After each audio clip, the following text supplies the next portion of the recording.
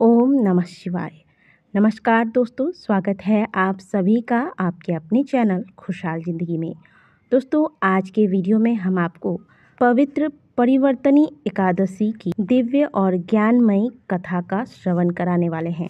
इस कथा को अंत तक अवश्य सुनिएगा, क्योंकि इस एकादशी व्रत के कथा के श्रवण मात्र से व्यक्ति के समस्त पाप नष्ट हो जाते हैं। पूरे साल भर में कुल 24 एकादशी के व्रत आते हैं और जिस वर्ष अधिक मास यानी कि जिस वर्ष पुरुषोत्तम मास लगता है, उस वर्ष इस व्रत की संख्या बढ़कर 26 हो जाती है।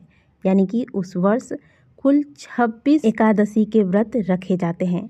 भगवान नारायण को यदि कोई व्रत सबसे अधिक प्रिय है तो वो है एकादशी का व्रत। प्रत्येक मास में कुल 2 पक्ष आते हैं, कृष्ण पक्ष तथा शुक्ल पक्ष, और इन दोनों ही पक्षों में एकादशी तिथि आती है।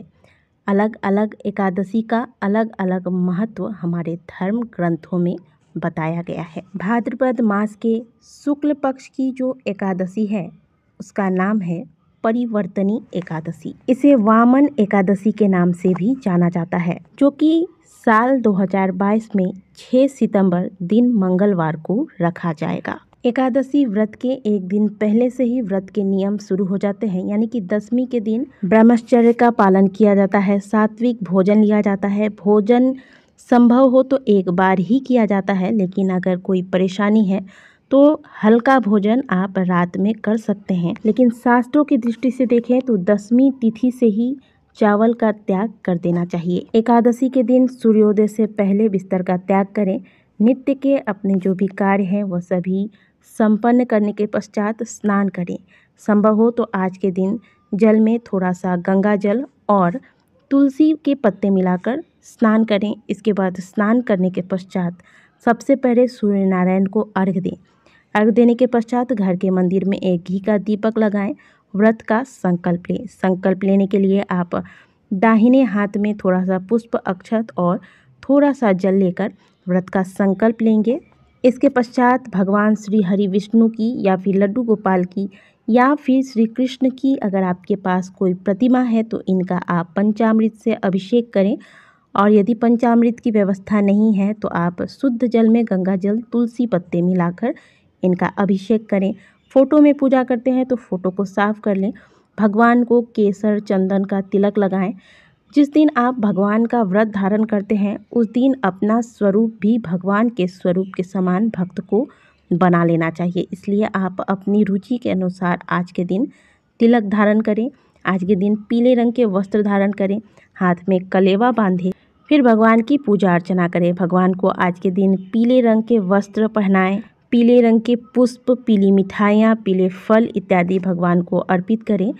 इसके पश्चात भगवान के समक्ष बैठकर श्री हरि विष्णु के मंत्रों का जाप या फिर विष्णु सहस्त्र नाम का पाठ करना चाहिए। इसके बाद आपको पूरे दिन व्रत रखना है। आप व्रत के दौरान केवल एक बार ही फलाहार ले सकते हैं, जो कि एकादशी व्रत के नियमों में सबसे खास नियम है। वैसे तो शास्त्रों में कहा जाता है कि एकादशी के दिन फलाहार भी नहीं लेना चाहिए, लेकिन अपनी शारीरिक स्थिति को देखते हुए एक बार फलाहार लिया जा सकता है। एकादशी के दिन ब्रह्मचर्य का पालन करना चाहिए। रात्रि जागरण का विशेष महत्व है। रात में भगवान के नाम का कीर्तन इत्यादि करें। व्रत के अगले दिन यानी कि द्वादशी के दिन प्रातःकाल जल्दी उठें, स्नान करें, भगवान को स्नान कराएं, विधिवत उनकी पूजा अर्चना करें और आज के दिन भगवान को अन्न का भोग लगाएं। चावल का खीर या फिर हलवा इत्यादि आप भगवान को बनाकर भोग लगा सकते हैं। इसके बाद गौ माता के लिए कुछ भोजन निकालें, रोटी गुड़ कुछ भी आप गौ माता को खिलाएं। ब्राह्मण के लिए आप अगर ब्राह्मण भोज कराते हैं तो अच्छा है, नहीं तो ब्राह्मण के लिए सीधा निकालें। सीधा मतलब कच्चे अनाज सब्जियां ब्राह्मण के भोजन के निमित्त निकाल कर रखा जाता है। इस प्रकार से आप दान निकाल कर रखें। इसके पश्चात आपने जो भगवान को भोग लगाया है, अन्न का भोग लगाया है, इसी भोग को प्रसाद रूप में लेकर अपने व्रत का पारण करना चाहिए। एकादशी व्रत के पारण में थोड़ी सी मात्रा में भी हो, लेकिन चावल का प्रयोग अवश्य करना चाहिए। दोस्तों, हमारे हिंदू धर्म में किसी भी व्रत का पूरा फल अगर आपको चाहिए तो उस व्रत के कथा का श्रवण व्यक्ति को अवश्य करना चाहिए। तो चलिए सुनते हैं पापों का नाश करने वाले परिवर्तनी एकादशी व्रत के कथा को। एक बार धर्मराज युधिष्ठिर कहने लगे कि हे भगवान, भाद्रपद मास के शुक्ल पक्ष एकादशी का क्या नाम है? इसकी विधि तथा इसका महात्म्य कृपा करके मुझे बताइए। तब भगवान श्री कृष्ण कहने लगे कि इस पुण्य, स्वर्ग और मोक्ष को दिलाने वाली तथा पापों का नाश करने वाली उत्तम वामन एकादशी का महात्म्य मैं तुमसे कहता हूँ, इसे ध्यानपूर्वक श्रवण करो। भाद्रपद मास के शुक्ल पक्ष की एकादशी को परिवर्तनी एकादशी के नाम से जाना जाता है। इसका यज्ञ करने से वाजपेयी यज्ञ का फल मिलता है। पापियों के पाप नाश करने के लिए इससे बढ़कर कोई उपाय ही नहीं। जो मनुष्य इस एकादशी के दिन मेरे वामन स्वरूप की पूजा करता है, उससे तीनों लोक पूज्य होते हैं तथा उस व्यक्ति को मोक्ष की प्राप्ति होती है। अतः मोक्ष की इच्छा करने वाले मनुष्य को इस व्रत को अवश्य धारण करना चाहिए।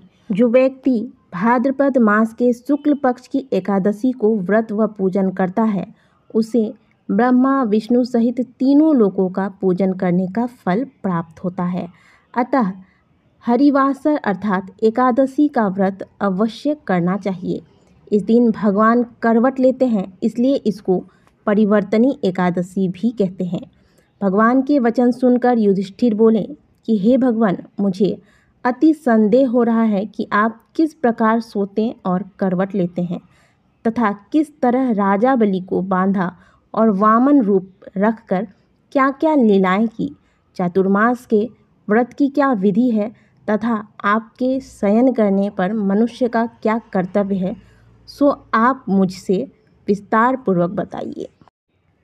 श्री कृष्ण कहने लगे कि हे राजन, अब आप सब पापों को नष्ट करने वाले कथा का श्रवण करें। त्रेता युग में बलि नामक एक दैत्य था। वह मेरा परम भक्त था।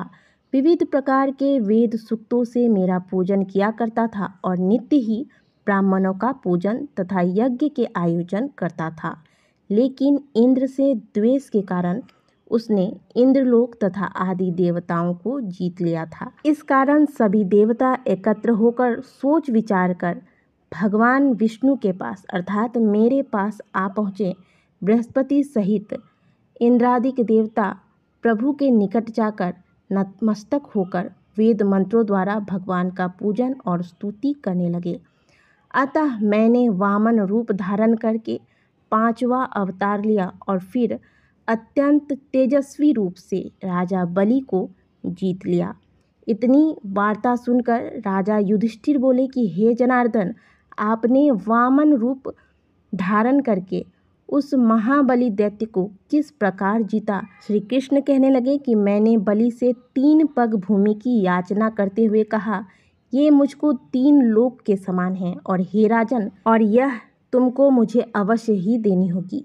राजा बलि ने इसे तुच्छ समझा, यानी कि इस याचना को तुच्छ समझकर 3 पग भूमि का संकल्प मुझको दे दिया। मैंने अपने विशाल रूप को बढ़ाया और 2 पग में ही समस्त लोकों को नाप लिया। तब मैंने राजा बलि से कहा कि अब 3रा पग मैं कहाँ रखूं?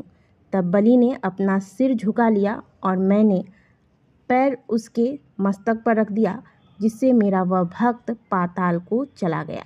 फिर उसकी विनती और विनम्रता को देखकर मैंने कहा कि हे बलि, मैं सदैव तुम्हारे निकट ही रहूँगा। तत्पश्चात विरोचन पुत्र बलि के कहने पर भाद्रपद शुक्ल पक्ष एकादशी के दिन बलि के आश्रम पर मेरी मूर्ति स्थापित हुई। इसी प्रकार से दूसरे रूप से क्षीर सागर में शेषनाग के पृष्ठ पर हुई। हे राजन, इस एकादशी को भगवान शयन करते हुए करवट लेते हैं, इसलिए तीनों लोकों के स्वामी भगवान विष्णु का उस दिन पूजन करना चाहिए। इस दिन तांबा, चांदी, चावल और दही का दान करना चाहिए। रात्रि जागरण करना चाहिए तथा इस व्रत के कथा का श्रवण करना चाहिए। जो विधि पूर्वक इस व्रत का पालन करता है, वे सभी पापों से मुक्त होकर स्वर्ग में जाकर चंद्रमा के समान प्रकाशित होता है और यश को प्राप्त करता है। जो पाप नाशक इस कथा को पढ़ते या सुनते हैं उनको 1000 अश्वमेघ यज्ञ का फल प्राप्त होता है। इस प्रकार से परिवर्तनी एकादशी व्रत की कथा पूर्ण हुई। बोलिए सभी मिलकर भक्तवत्सल भगवान की जय।